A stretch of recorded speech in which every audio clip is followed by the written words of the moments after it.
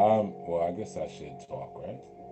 I don't even know if anybody's gonna come over to this one because the other one is still active, and YouTube won't let me in to shut it down. So let's see if anybody's still over at the other one. I saw it all night. This is a third live, third live. We've been trying it. Yeah. So let's see. Oh, okay. Some people are coming over, so I guess y'all realize. Let's see.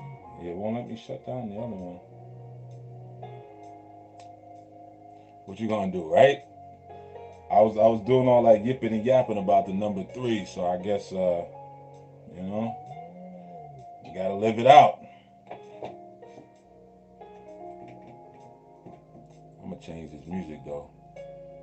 Maybe the music is bad. Like, I told you that bass line. Get rid of all of that. All right.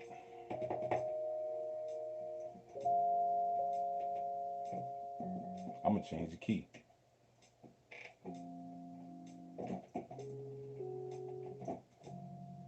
Peace, Rosalind. Oh, it's good for the algorithm. Maybe it is. I'll keep it at three still. No.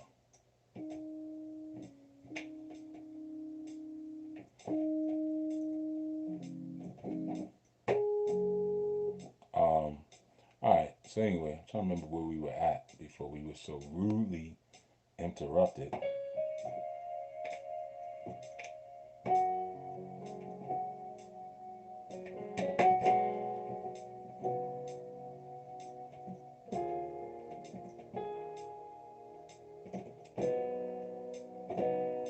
Something happier.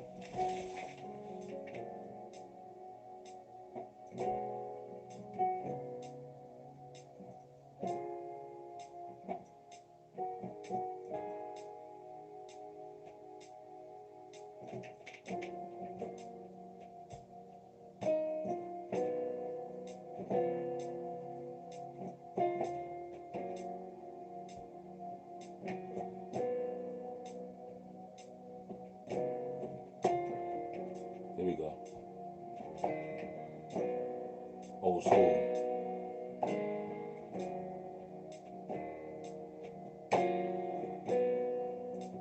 Keep it simple.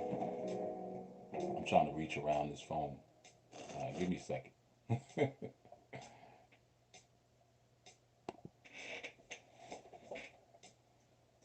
Yeah. All right. People slowly coming in.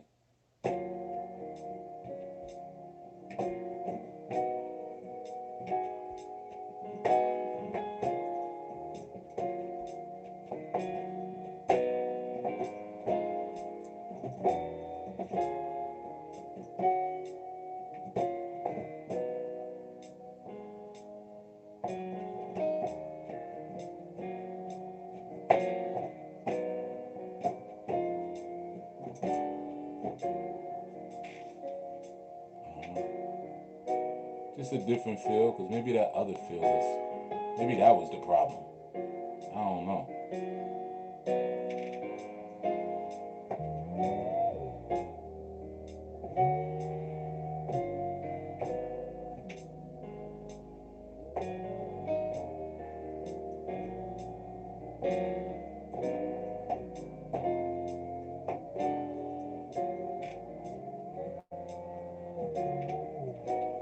All right. Anyway, so I can talk and do this at the same time. Uh, so we were on.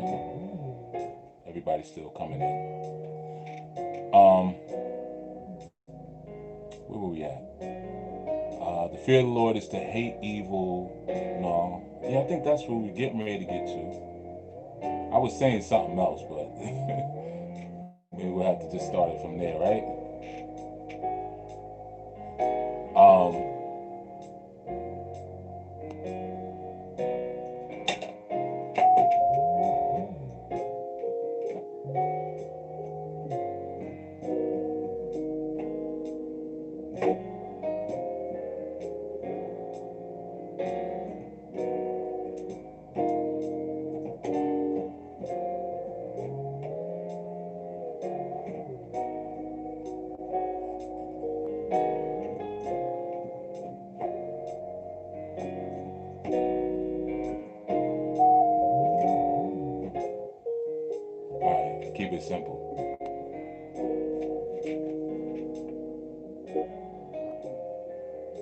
All right, so cool. Where was I? The word Lord. Yeah, yeah, yeah. Okay, thank you, brother Antonio. Right. So anytime you see that word Lord, don't don't give it too much energy, because that's not the word that was there. I promise you. They just used that as a replacement. So in that particular form, in that particular passage, um, I bet you a bunch of people are still in the other live too. That's how they do. That's how they do. You know.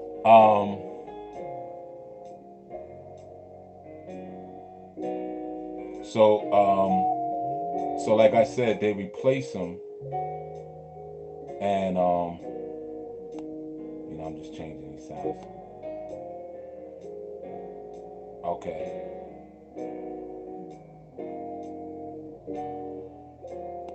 So what happens is they replace it, and then what's supposed to happen from there is you can't itemize. Yeah, everybody's coming back. Okay, y'all coming in. Good. Um, you're unable to itemize the actual energies that are being spoke about, or more importantly, the different aspects of the Most High. You lose your peace, Jonathan. You lose your ability to itemize, and then everything kind of just bumbles into each other.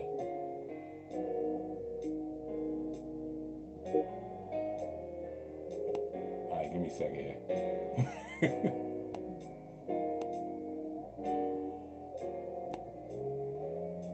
There we go.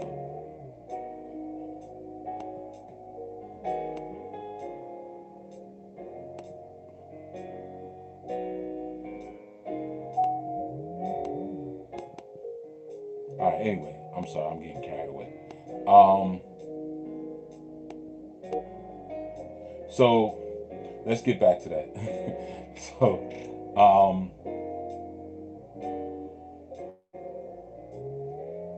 so the fear of the Lord is to hate evil.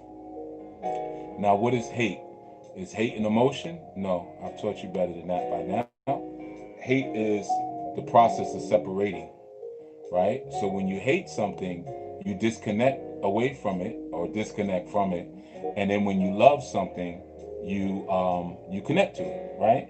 So the fear of the Lord, um, and in that instance, that idea of fear, or the Hebraic word year.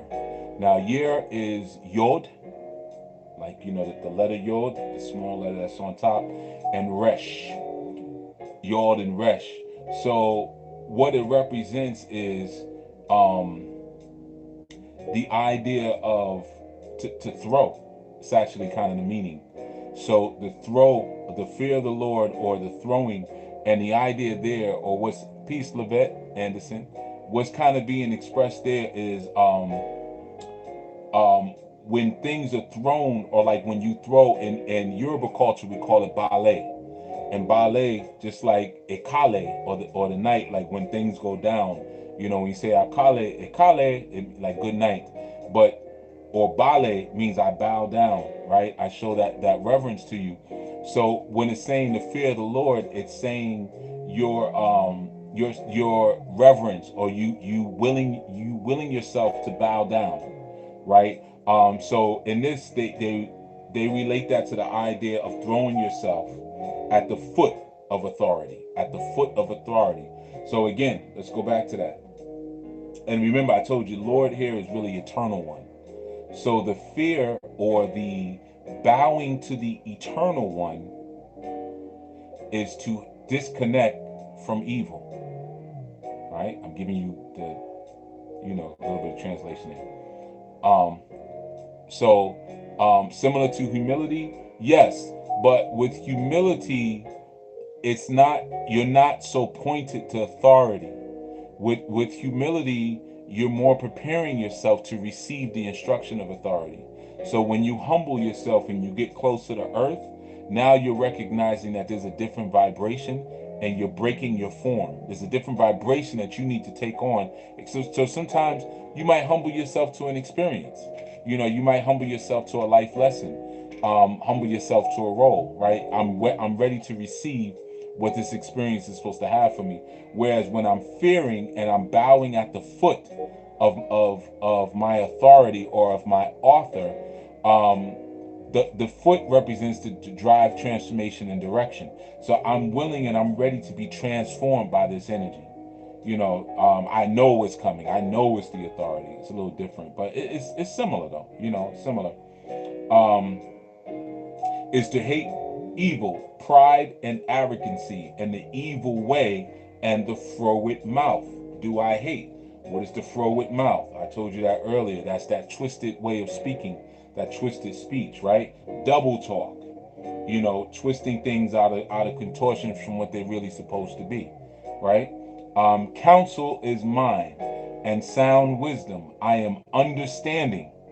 I have strength. Now I want you to pay attention to that.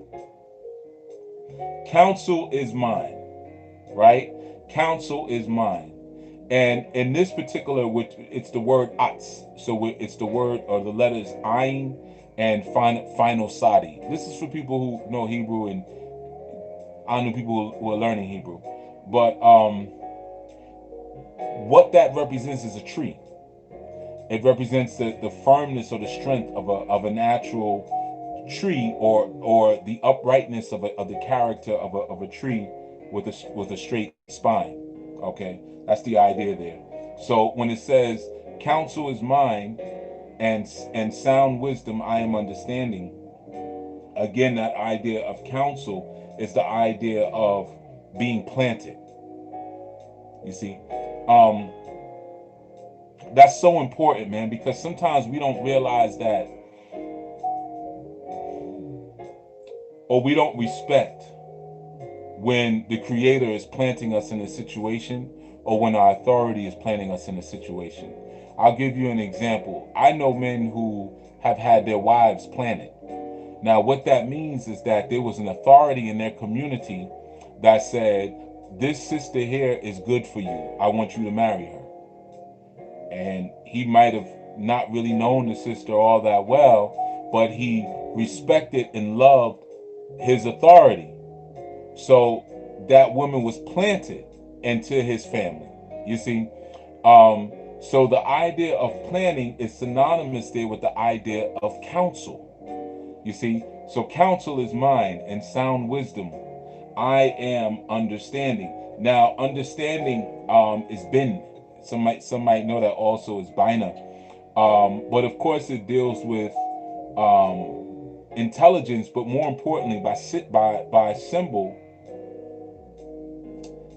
that idea of understanding represents when you're continuing to build a structure or build a house. In some ancient cultures, there would be certain panels put on the home. And every 3 years, the women of the house would complete a new panel for the home. So she would be slowly, or they would be slowly, every 3 years, building their house. And this was considered to be understanding, right? So it's not something, the idea there, there's many ideas there, but one of which that you could take away is that understanding is not something that comes instantaneous. It's not like an epiphany or like that biting onto knowledge. Understanding comes over time, and you're building a house slowly with understanding. You see, and those cultures, like I said, it's the women. They have these panels. The panels are about 3 to 4 feet wide, and they place them on the house, and they just slowly build. Like we would call it maybe like siding in this these times, but they would slowly put the siding around the houses every 3 years.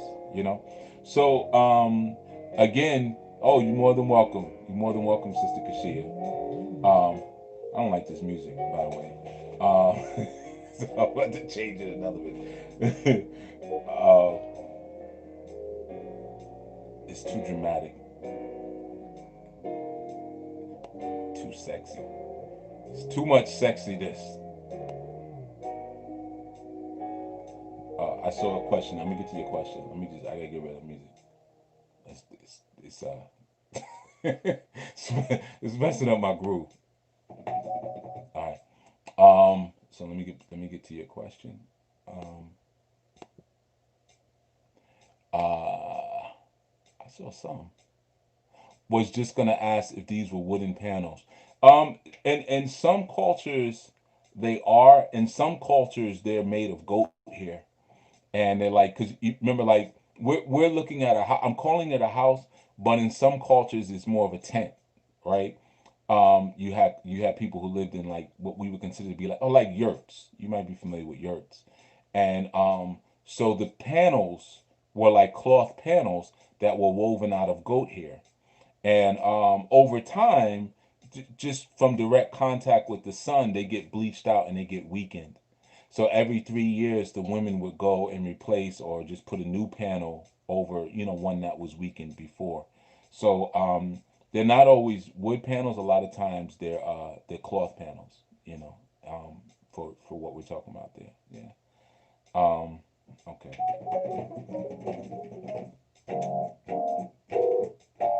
Okay. Um, so where was I at? Um, oh yeah, I guess I could tell you about. So when she says, "I have strength," which I think is an important thing. It's a very important thing. So what she's saying there when she says, "I have strength," and I'm here. All right, I'm just playing around. That's the word that you would know for those of you who study Kabbalah. You may know the word Geburah or Geborah, right? And Geborah, we say it means strength, which it sort of does, but it's not really strength. It means bravery. Okay, and in some instances, it will be. It's more of a person that not yeah, a character trait. So like if you say Geborah or Geborah, and again for those who study Kabbalah, then it sounds familiar to you most likely, right? Um, but the idea there is that it's a person who's kind of a warrior. So when she says, I have strength, she's saying that I have authority of warriorhood. And the idea of authority is present there. Now, what would that mean in your esoteric, teachings? Um, I hope y'all are in the right space and keeping with your own momentum, whatever you need to be doing. I don't know what you mean, but so what that means in that sense is that, like, a lot of times in our esoteric teachings, when we want to learn about, Zarabanda or Ogun or Heru Kuti or Vulcan, all these different energies of strength, or all these different what we could say warrior energies. Um, we want to have those mysteries opened up to us, right? So once you have those mysteries opened up to you, or you kind of get the names of those energies, then what happens is that you can now wield a certain authority over those energies. So that's what she's saying when she's saying I am strength. She's not just saying that I'm strong, or I'm a warrior. She's saying I have mastery over strength. I have mastery over warriorhood. And I want to remind you again, this is wisdom speaking. Wisdom has mastery over strength. Um, there's a phrase that me and a friend used to kind of say, the strong rule the weak, but the wise rule the strong, right? So that's an example of that. Wisdom will rule strong. A wisdom will rule that which seems to be strong. You find that a lot of times, let us deal with them shrewdly, right? So what does that mean? Well, we know that they're stronger than us, the children of Israel. They're stronger than us. So we have to deal with them in a way where we can be more craftier and control them through our wisdom. Sometimes we even have to do that as parents. Sometimes we're just tired. Our children They have more energy than we do. And in many instances, they have more power than we do. But we have more strength and we have more wisdom. But then they get to the point where their strength is more than what we have, or more than what we can do with. So we use our wisdom to kind of to discipline and to guide and to instruct them. You know, I saw a question there. Once the stuff pops back up, I'll read it again. Popped up right when I was looking away. Oh, okay. A weaker but wiser generation. Um, if you're saying like the older generation, yeah. But the thing is, without wisdom, having strength is not the same as having the authority of strength. Because when you have the authority of strength, you can will strength. As opposed to, we all have the potential for adrenaline rushes, and we can perform acts of great strength in a moment, but it doesn't mean that we know the mystery of strength. Knowing the mystery of something allows you to transform and evolve it. It's just like any spiritual entity that you may come in contact with. As long as you're approaching it from the point where you're in fear of it, or you're bowing at the feet of its authority, then you'll never be able to fully to wield it or to evolve it. And that's the whole plan, to evolve strength, evolve power, evolve love. Now, you won't be able to evolve the Most High, because that's a different kind of relationship than what you would have with a lower spiritual form. So that's what that's talking about there. Um, by me, kings rule, and princes decree justice. By me, princes rule, and nobles, even all the judges of the earth. I love them that love me, and those that seek me early shall find me. Oh man, did I freeze again?